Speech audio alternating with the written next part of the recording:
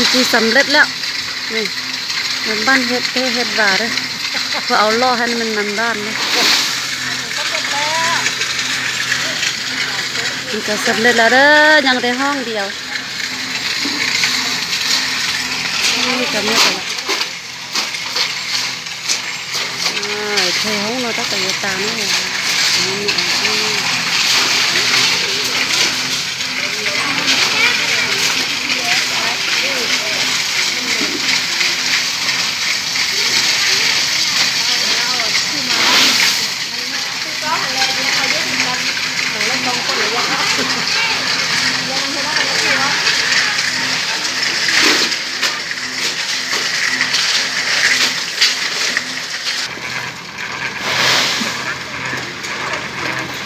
นี่นักเรียนก็เหนื่อยมากเลยด้วย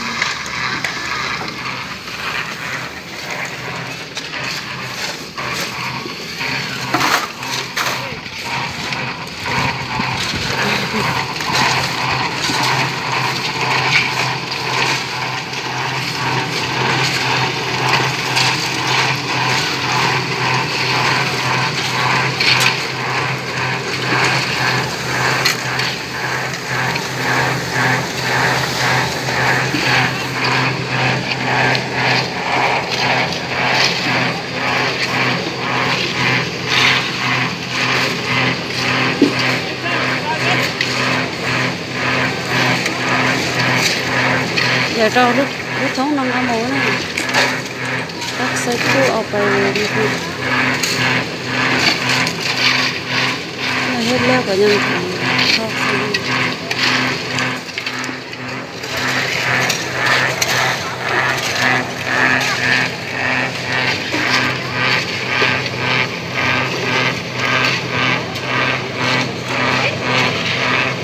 กระเป๋าเงินก็ได้ยินจ้องเงินหมดละบ่มีเงินนะบ่ทันเลย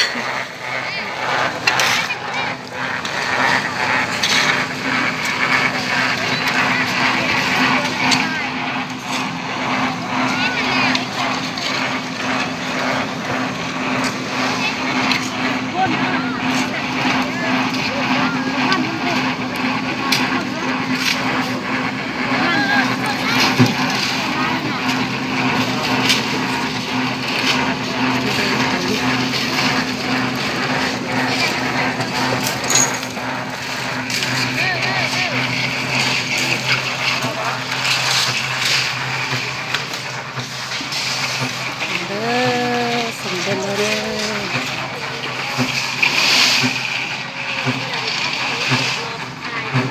ยังห้องเดียวยังห้องเดียวอยู่นั่นเด้อ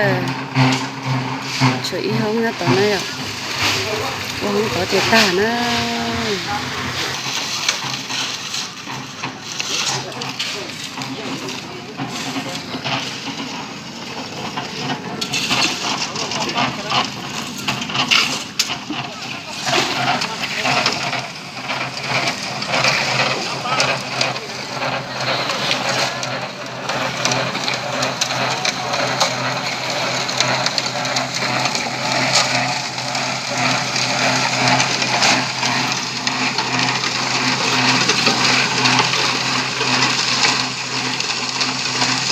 เข้าไปนี่เราก็ตักใส่ถุงเด้อ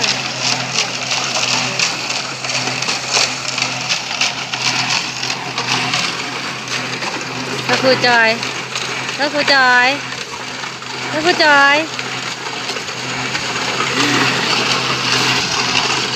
ื่อยบ่ถ้าครูจอยนะเมื่อยอ่ะ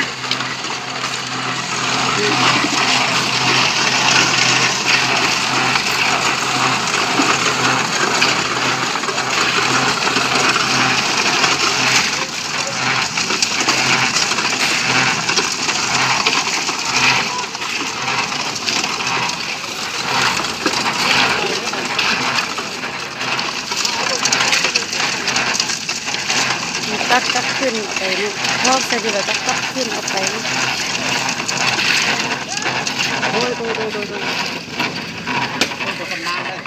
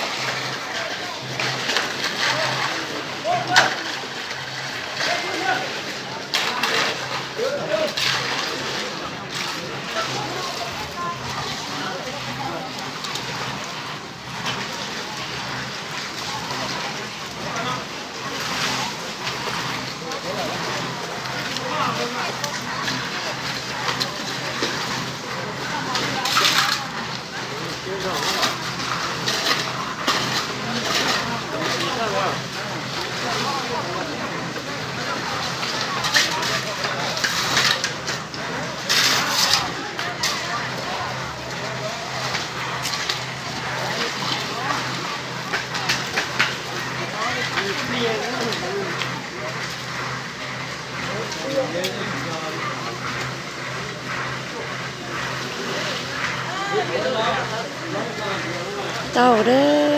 อมาใส่เต่านี่เจ้านี้เราก็ได้แล้วนะสำเร็จแล้วยังก่อขึ้นได้อนะก่อฟ้าเลยจนชดก่อพันจาไปนะอันนี้ถ้ามาเจอถ้ากี่เจอก่อพันจานะ